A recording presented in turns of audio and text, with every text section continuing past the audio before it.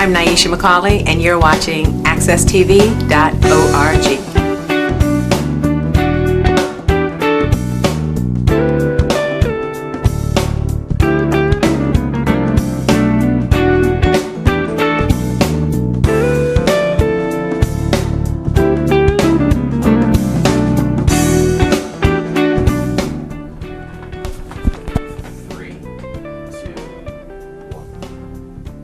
Good morning, and I'd like to welcome everyone to the challenge.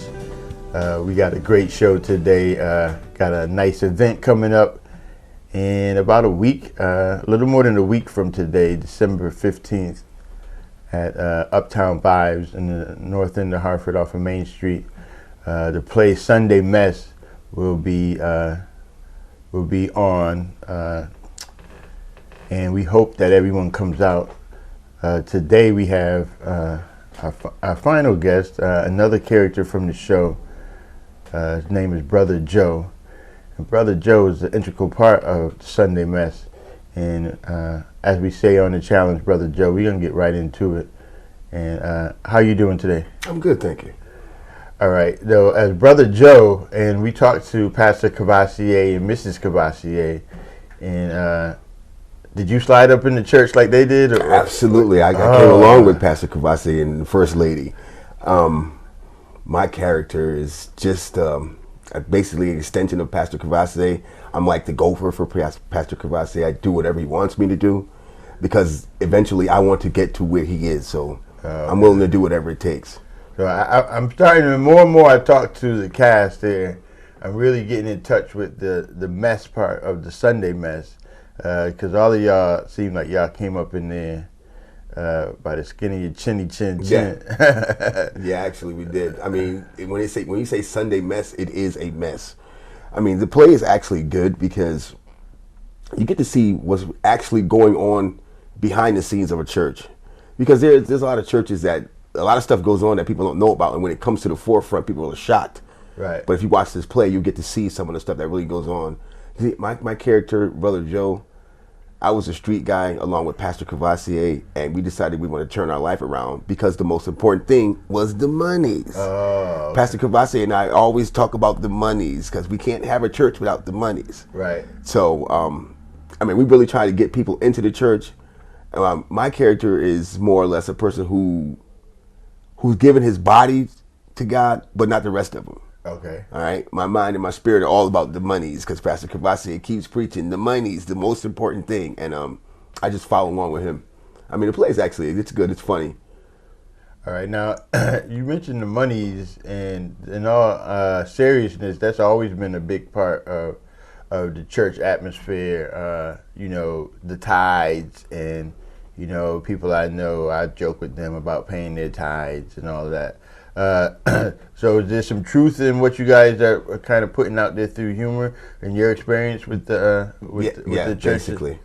Basically there is some truth because some people, you know, they want to pay tithes, but they don't want you to know that they're paying them. They want to be like, oh, I didn't pay any tithes, but they really are. Right. I mean, there are people who won't pay tithes, but will go to church and tell everybody else on the street that they pay tithes. So that's what we make light of that. Oh, okay. For the people who want to lie about going to church. Now, you said that you came in with Pastor Cavassier, and he described his life. Were you in the same type Absolutely. of activity? I've been Pastor Cavassier's right-hand man since going back to being pimps. Okay. That's basically what we were. We were pimps. Okay. First, and we were like, okay, this is not getting us anywhere. We can need more money than this, so let's try something legitimate. Let's try church. Okay. Yeah, because we can always get money for free. It don't cost us nothing. They won't pay no taxes. Everything we get is on for us, so we don't have to worry about anything. Okay. Now, as far as your acting, is this the first time you've been in a production? No, this is actually my second play. I was in the last play. You know, I came aboard because I don't know. Since I've been a little kid, I've always wanted to be an entertainer. Okay. In whatever aspect, singing, dancing, acting, and I just like the stage presence. I like being in front of people and just acting like a normal person. I don't know, because I act my whole life. I've been acting since I was a kid. I've always got to perform in front of people because I always have to be these different people. Right, right. So that's why I wanted to be an actor. Now, when we spoke to the other guests about learning your lines and the work that goes into the production, because one of the things that we always like to present here on the show is that the final product is the loveliest and the great part about any project. What goes into putting on a play? All the work that goes into it, the rehearsals, the remembering your lines, knowing your cue words. I mean, it's a lot of things you have to pay attention to. I mean, if you don't know your cue lines, then somebody could be talking and you be like, was I supposed to come in now? I mean, it's happened before where you had to say, come on, it's your turn to say something, or you have to say something funny so people won't know that somebody missed their cue. It is a lot of work putting on a play.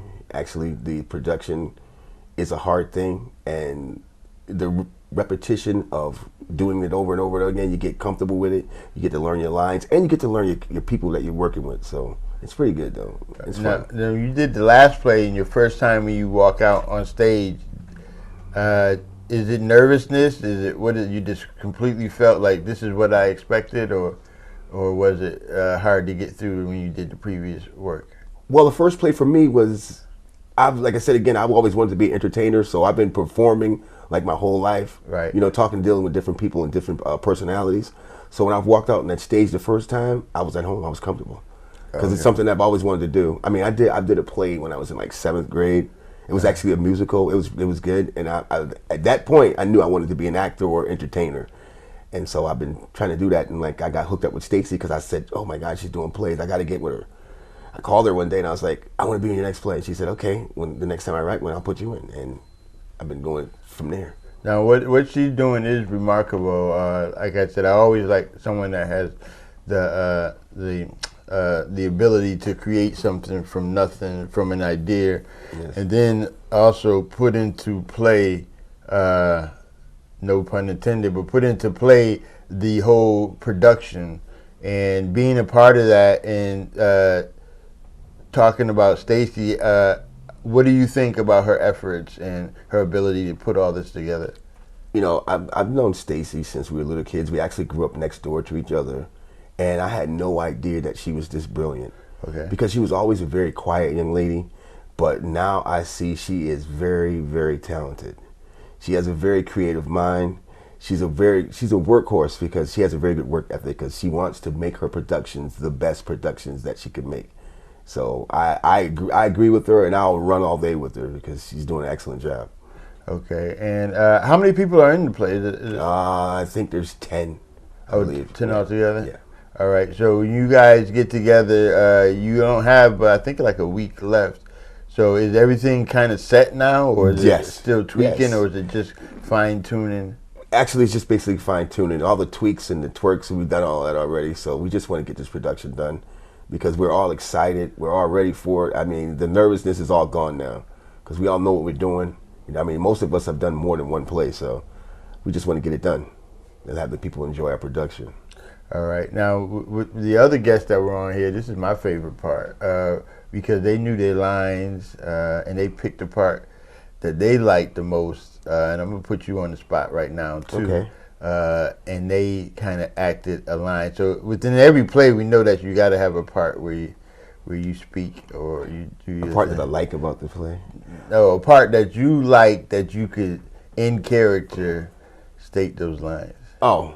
Actually, it's the beginning of the play. The first scene of the play, Stacy's out. I'm actually married to Stacy in the play. She's out there on stage, and she's calling me to come to breakfast. And I say, good morning, baby. This breakfast smells so good. I just had to come out and see what was going on. I mean, this is why I married you, because you do sweet stuff like this.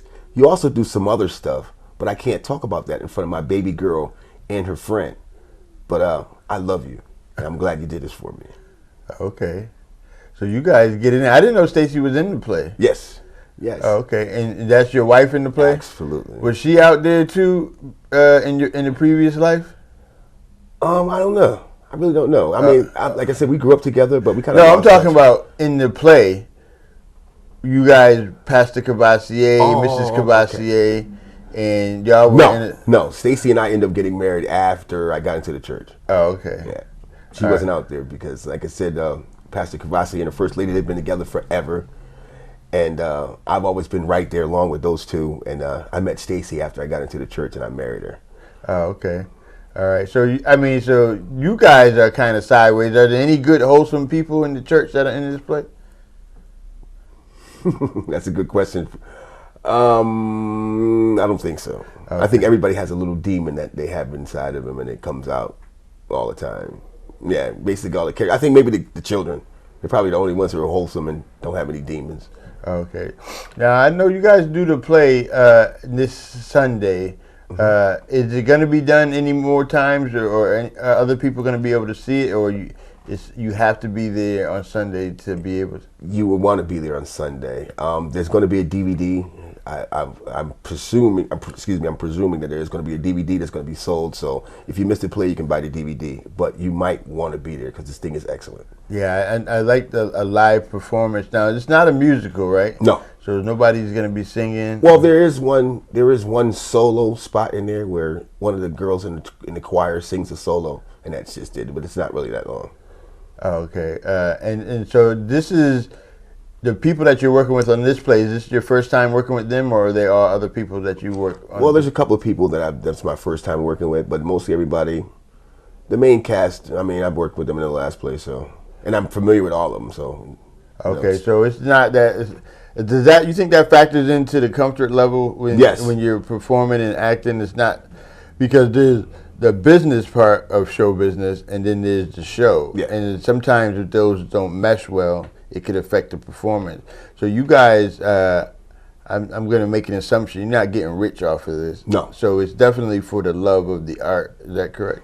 I think each and every one of us in this play loves the arts, and we're doing it because we love the art. I mean, none of us are getting rich.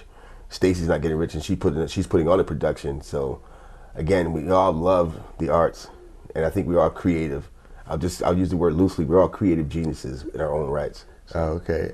Now, the other thing we talked about is staying in character and sticking to the lines. Do you have the freedom to kind of go off? Yeah, you can improvise a little bit, but mostly you want to stay on script because, again, if you're a first-time person on a play, you don't know where your cue words coming up. You'll miss your line, so you have to stay on script a little bit. But you can improvise a little bit. So for those that don't understand how that works, so you keep saying cue words. What does that mean? Well, a cue word is a word for someone who knows that their line is up next. At the end of a sentence, you say the word, and they'll recognize that it's their turn to speak their lines. Oh, okay. So that's how you get that natural flow. I noticed when you ever watch a performance, even though the words are scripted, the idea is to make it seem like the thought just came to came to pass. Absolutely. Oh, okay. All right. So you guys are able to pull that off? Yeah, pretty much. It's easy. I mean, because if you read your script over and over again, you get to know where your cue words are and when your cue lines are coming. So you're like, okay, well, I'm waiting for this word to come out, and then I know it's my turn to speak.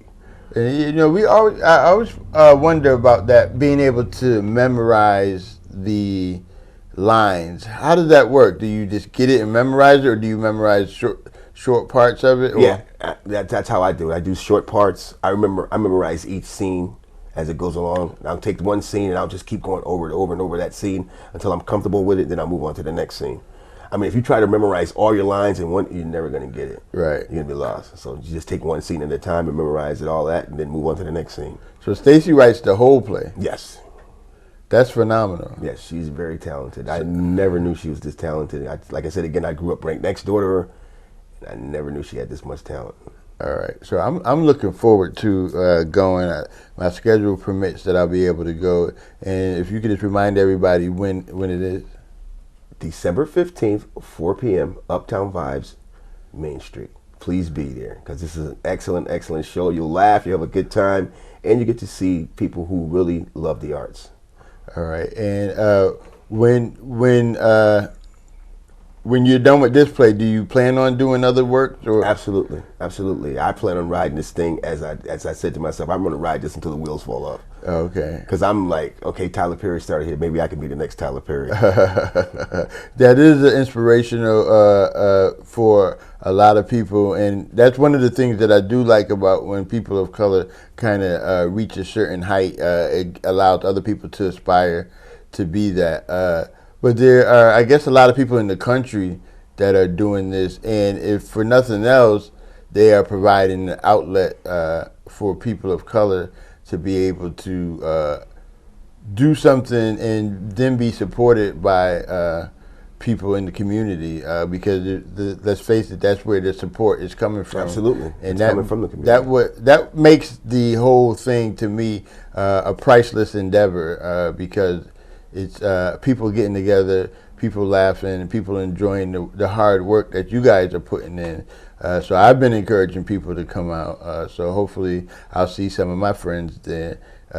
And thanks for coming in. And also, I didn't mention Darryl Spence is who we've been talking to. Yes. I introduced him as Brother Joe, but Mr. Spence will be at Uptown Vibes in the play next week, Sunday Mass, as Brother or Deacon Joe. So you guys come on out and enjoy. Thank you so much for coming in. Thank you. It's a pleasure.